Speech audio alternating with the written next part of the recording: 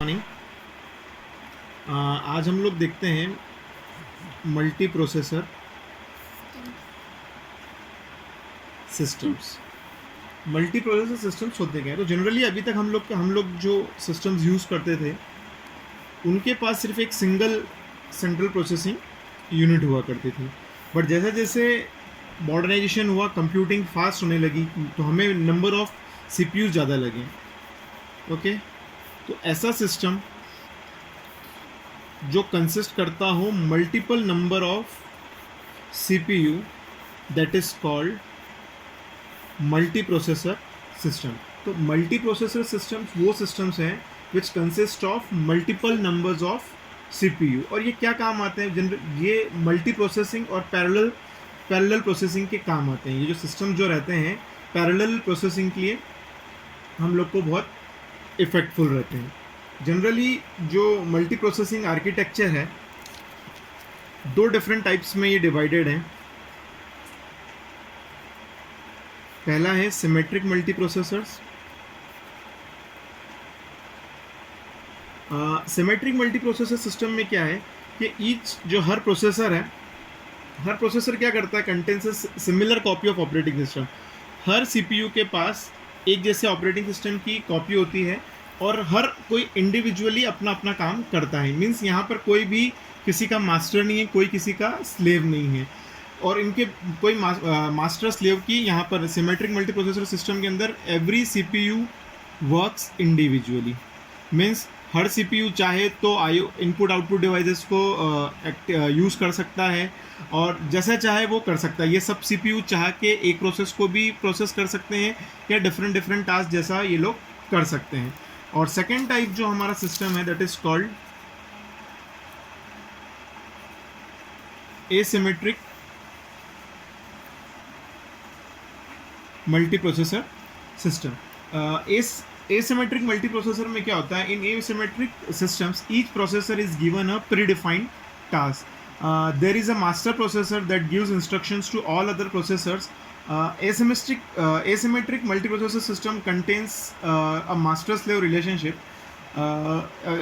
Asymmetric multiprocessor was only type of multiprocessor available before symmetric multiprocessors.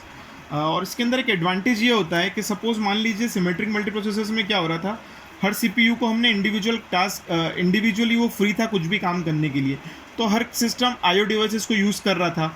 अब asymmetric multiprocessors में system में क्या है, हमने एक सीपीयू जो है उसको मास्टर बना दिया and rest of the CPU systems जो हैं वो उसके अंदर एज अ स्लेव काम कर रहे हैं। तो ज़रूरी नहीं है कि यहाँ पर हर सीपीयू सिस्टम्स को आईओ डिवाइस यूज़ हो, बिकॉज हमें जो प्रोसेसिंग करनी है उसमें ज़रूरी नहीं है कि हर प्रोसेस को आईओ डिवाइसेस की ज़रूरत हो। हमें मल्टीपल प्रोसेसर आर्किटेक्चर की ज़रूरत इसलिए है जिससे क्या हो, हमारा जो सिस्टम की जो प्रोसेसिंग है वो फास्ट हो। अब हम देखते हैं what are the advantage of multi processor operating system. तो एडवांटेजेस क्या हैं मल्टी प्रोसेसर ऑपरेटिंग सिस्टम के? First, it is more reliable system. अगर मान लीजिए एक प्रोसेसर फेल हो जाता है तो वी हैव मल्टीपल प्रोसेसर्स, तो उससे क्या होगा, हमारा कंप्यूटेशन रुकेगा नहीं।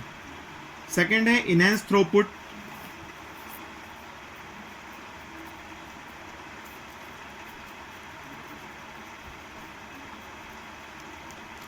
इनहेंस थ्रूपुट मतलब मल्टीपल प्रोसेसर जो सिस्टम्स हैं वो सिंगल प्रोसेसर के सिस्टम्स में जब वो मल्टीपल एक साथ सब काम करते हैं तो हमारा एक यूनिट टाइम के अंदर जो यूनिट ऑफ वर्क है वो ज़्यादा आता है, जिससे हमें क्या होता है, जो थ्रूपुट है वो ज़्यादा मिलता है।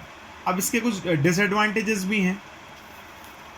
पहला डिसएडवांटेज जो है इसका वो कि हमें इसके लिए लार्ज मेन मेमोरी की ज़रूरत है, बिकॉज अगर हमारे पास अगर मेन मेमोरी की जो साइज़ है वो कम है तो हमारा जो प्रोसेसिंग है, मल्टी प्रोग्रामिंग, जो डिग्री ऑफ मल्टी प्रोग्रामिंग को अचीव नहीं कर पाएगा।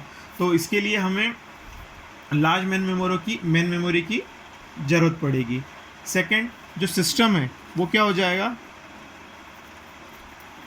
सिस्टम जो है हमारा मल्टीपल प्रोसेसर्स के होने के कारण क्या होगा, it should be more complex.